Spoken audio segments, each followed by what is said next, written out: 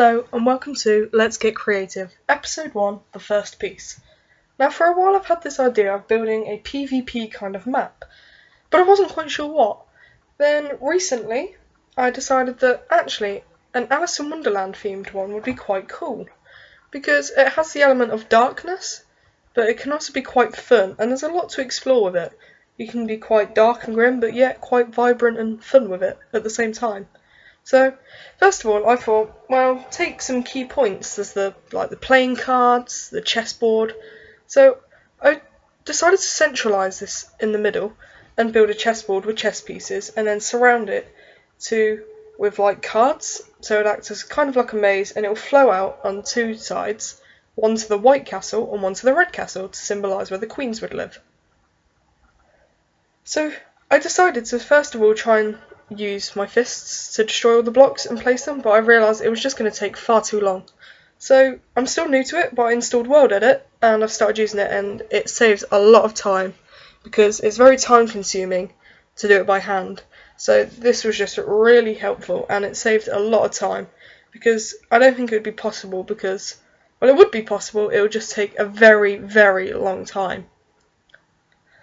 So here you can see I am copying the white and black squares to act as the actual main chessboard. Now it's 25 by 25 squares, and it goes across a span of 200, I believe, which you saw me marking out, which I am now pasting in. So I'm just going around the board using block of coal and quartz to set out these checkers.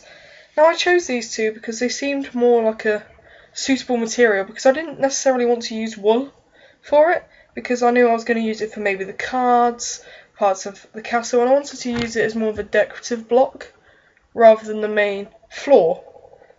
I'm pretty sure there was most probably quicker ways of being able to do this rather than doing square by square.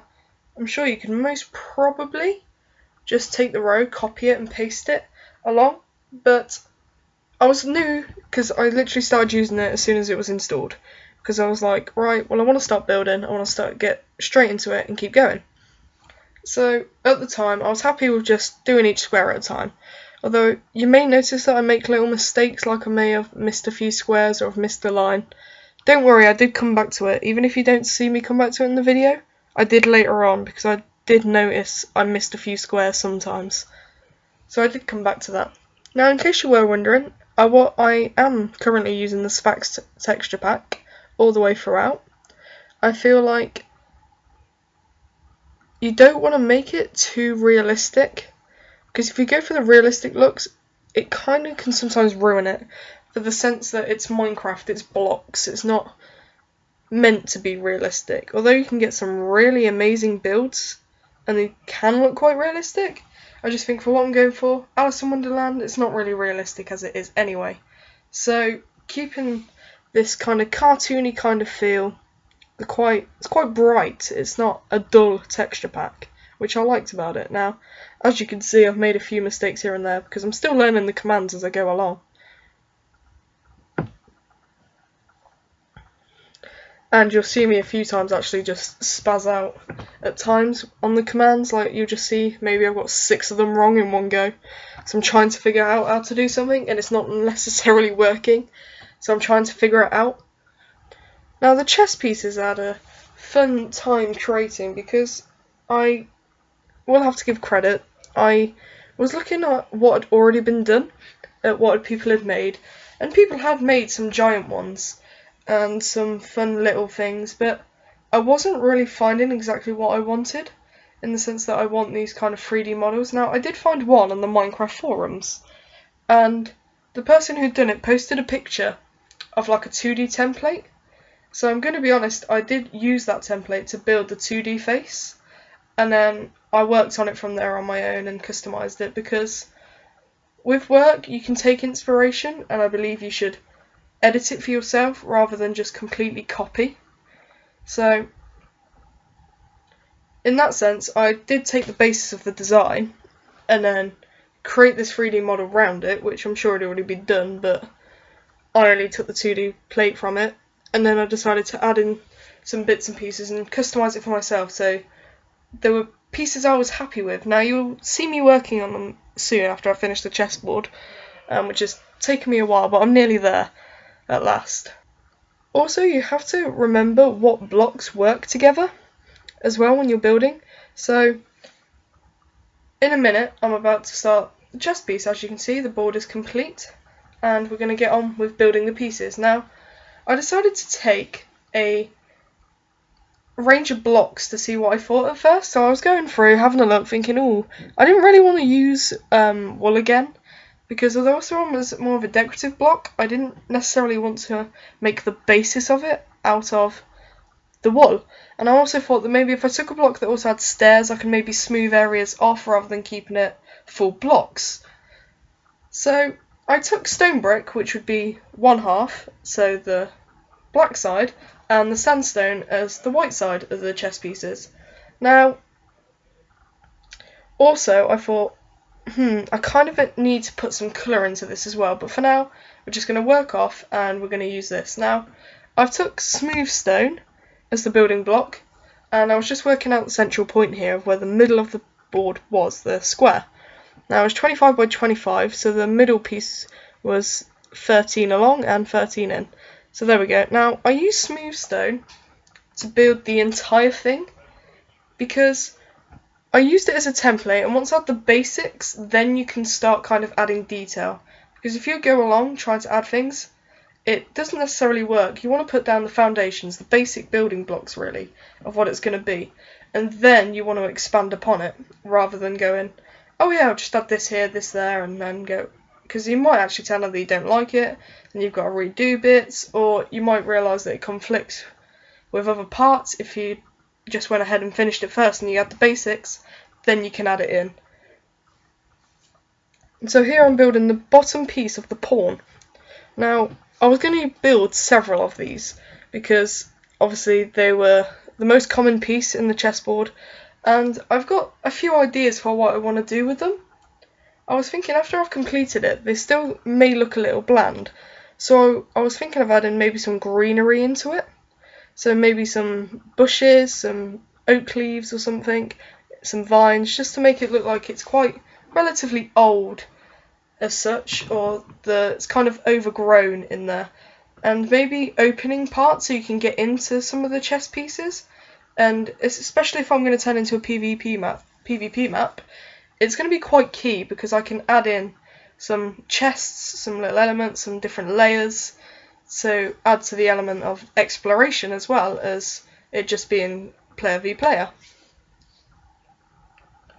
Now if you look on the colour wheel, now this is quite an important tool. Although you may not really see it in Minecraft, you've got to kind of experiment with the colours. You should be free to kind of use whatever colours go with each other. Like, you shouldn't stick with what you know. Although you may think, ooh, I don't think that would go, or not really thinking that would, that's a bit risky. Just go with it and see how it turns out, because sometimes you can get really good effects. Now with the colour wheel, it's the colours, obviously, and if you look opposite the one you choose, it's a complementary colour. Now, so looking at sandstone, it was kind of like a light yellow, I saw it as. So opposite was purple. So I took this purple, and you'll see soon, when I injected some colour into it, I did use purple. Now at first I did use green, because I thought, yellow and green, they go well together, because they were near each other, and I thought, yeah, let's try that out. And actually I didn't like it. It didn't really work for me, and I thought, no, I don't think it's going to work, to be honest. And I just wasn't happy with it. So I did actually change and end up using purple. So there we go. Right there was the finished 2D plate. Now from there, I had to make the circles. Now if you look here, I'm put down a block, and the bigger the scale is, the easier it becomes to work. And what I mean by that is, if you were making a circle, the bigger the circle is, the more rounded it actually looks. Whereas if I was to just use a really small scale, you saw I planted the block, it was just a square. Then slowly, as it got bigger, the shape started to look more rounded. Now obviously this is Minecraft and it is blocks, so it's not really 4 circles, but still, you know, you can still get that kind of shape.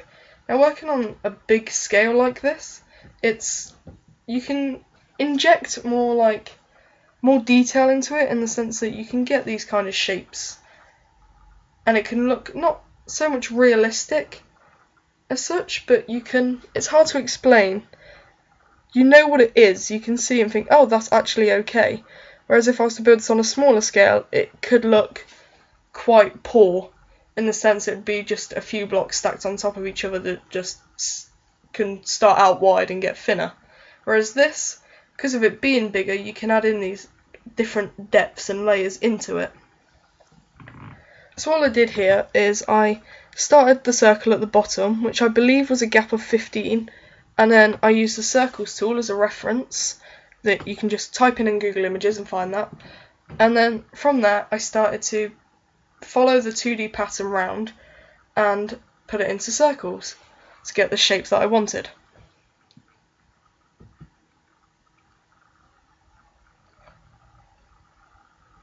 So then after I'd done the bottom 3 layers, I realised that actually I've got world edit, so I could just do half, and then I can just rotate it and then copy and paste it in, which would save me a lot of time.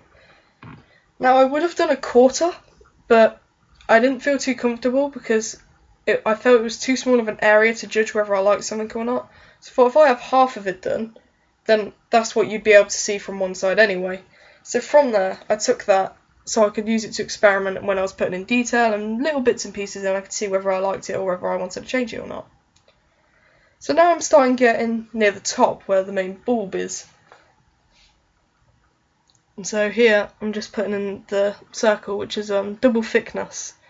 So I just went round once and then I just thickened it up to 2. Now here you can see I'm nearly there, and I'm just working on the neck of the pawn. Still using this smooth sandstone to work as my kind of building block. Now here I rotated the circle and then built it out from one side because I was only building half, so I could make a sphere rather than it looking quite flat, so just to get it right. So then from there I edited the actual shape of the pawn slightly from how it went, and then I started to build in the layers which would work as the circle, which would turn into half a sphere. Then when I copied it, it would be the full sphere, which would then act as the bulb at the head of the pawn. So then I started to clear away bits and pieces on the inside, so that when I come back to it, when I'm editing it, players can go in and stuff and go into the shape, see what's in there. It's already hollowed out, so I don't have to go through clearing blocks. And especially with this, when I've done one, I can copy and paste it to where I want. And if I don't like something, I can always change it really easily later. So if I hollowed it out now, it means I wouldn't have to go through each one individually. So here I'm just reflecting what I've already done in that quarter and just finishing off the other side of it. And then as I'm going around, I'm clearing away a few blocks that I don't need. Now I'm just going to fill in the top in a minute. So here you go. You can see that I've got my 3D pawn coming on here. And although this is quite a lot bigger on scale, it does look a lot better. And as I said before, if I worked on a smaller scale, it might not look as effective. Now here I decided to try and smoothen it out a little by using the stairs. So I was just going to place them underneath the block, but then I thought it kind of loses the layer of depth. So instead what I did is I actually cleared the row of blocks and then replaced them with upside down stairs and connecting so they went all the way around.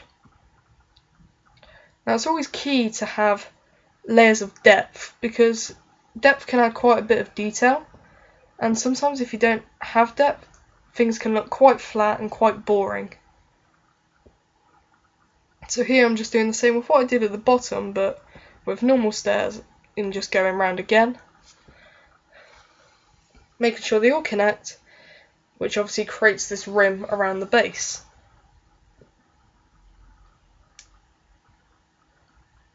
So now here, this is where I wanted to inject some colour. So obviously, as I was speaking about earlier, I decided to go with green because the colours were next to each other. yellow, this sandy stone colour, and this green. I thought wool's quite the bold colours, so I'm going to go with that. And as I was doing it, I thought, oh yeah, this is looking okay, but I was quite close. But then when I zoomed out, I didn't like it, so I changed it to purple, and I liked it a lot more. So now I wasn't sure what to do with the stairs here. I wasn't sure whether to go keep it rounded and keep them connected. Then I decided against it and thought, it doesn't look right. It's not looking good. I don't like the overhang. It just looks like it shouldn't be there. So I started placing them on the facing side so that they would go as normal. And I left the bottom layer because there was one square that wouldn't face straight or wouldn't face left, if that makes sense. It's a block that I thought, I'm not quite sure what I'm going to put there. I could put a slab, maybe, or maybe I could put a fence post. I'm not sure. So once again, here I'm only building half because I can just duplicate it, rotate it by 180 degrees and paste it in. Now I personally like the look of the stairs at the moment. I think they kind of just give it more curvature and just bring it in a bit more smoothly rather than it being quite a bulky block.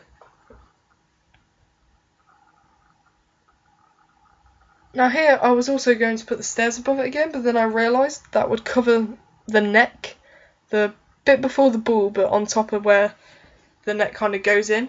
You wouldn't see it and it would look too bulky again, so I decided to replace the blocks and place these with stairs. Now I did use slabs in the corner bits here, which I was going to do later. Now here I was just going to put slabs so it was in line, but it looked like it was missing the top of the stairs.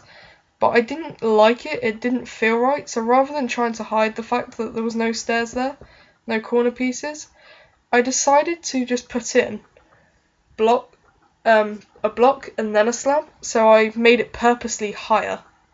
Now here I realised that depending on where the stairs went, it would leave gaps in it. So at first I tried connecting the stairs and it just didn't look right because it left like a little hole but it was covered. So instead I carried on, but then I put a block there instead, so that when you looked on the side, it would just go into the pawn and it would be fine. There was no like little revealing holes here and there. Now something I will have to do is when I come back to do like interiors and stuff of the pawns, now it won't be very detailed because it doesn't need to be. You don't want to put a lot of detail into quite simple things because if you do, you kind of set yourself a standard where even the simplest of things won't look as good because of everything being so detailed. Now there's not a great deal of detail you could put into a pawn of this size, but you can do a considerable amount to make it pleasing to the eye. So now I just took a brief step back and had a look at what I thought about the stairs. Did I still like it? And I thought, yeah, it did. So here, just then, I made it purposely higher. I wasn't trying to hide the fact that it was clearly couldn't put a stair there.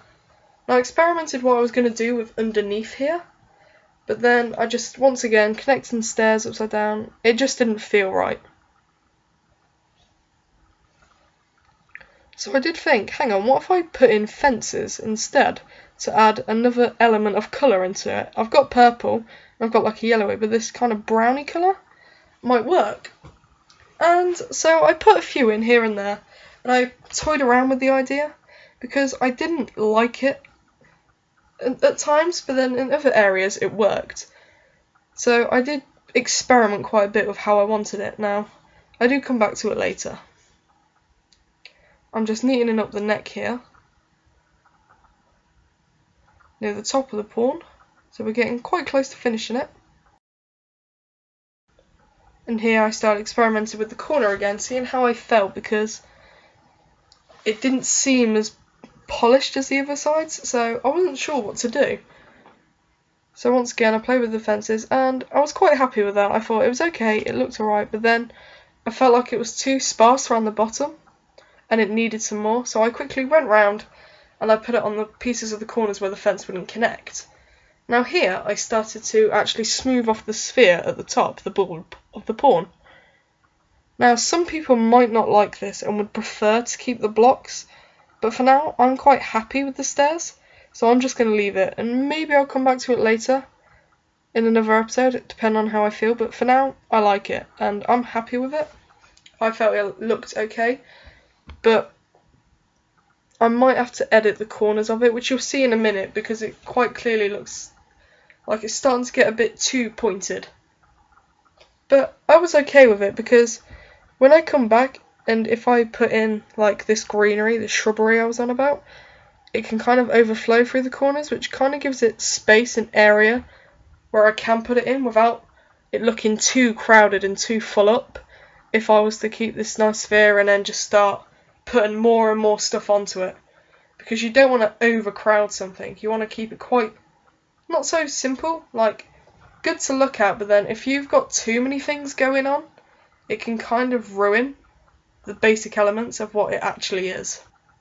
Now here I'm just finishing the top, coming to the very last layer. And here we go. So now, at first I put chiselled stone all the way down the middles on each side, but then I thought, actually, no, I don't like that. I think there needs to be a bit more colour. So I changed the top of the neck to purple, and then I started to replace the chiselled stone with purple. And then I did this on each of the sides, and I did place it at the bottom, but then I thought, no, it doesn't look right. So I replaced that with a smooth sandstone, and then decided to give the purple surrounding walls of the chiselled sandstone instead. So from a distance it may look the same and the same kind of colour, but when you get close up you can start to see little bits of the detail that come through. Now I just repeated this on each of the sides, so to keep the video quite short, because it's already quite long, I felt like I did need to actually just kind of shorten it down, and you didn't need to see it because you'd already seen me do it once. So now here I'm actually copy and pasting this side of the pawn. So it also pastes the composition of where you stand, so I had to be careful. And I did actually paste and forget to rotate, and it also does include the air blocks that you have, so it can clear away, and I did forget that sometimes. But there we go. One finished pawn, which I can copy and paste at a later date and spread about. But for now, I'm happy with it. It's got colour, looks vibrant, and I'm happy with it. So make sure you like, comment and subscribe, and thanks for watching.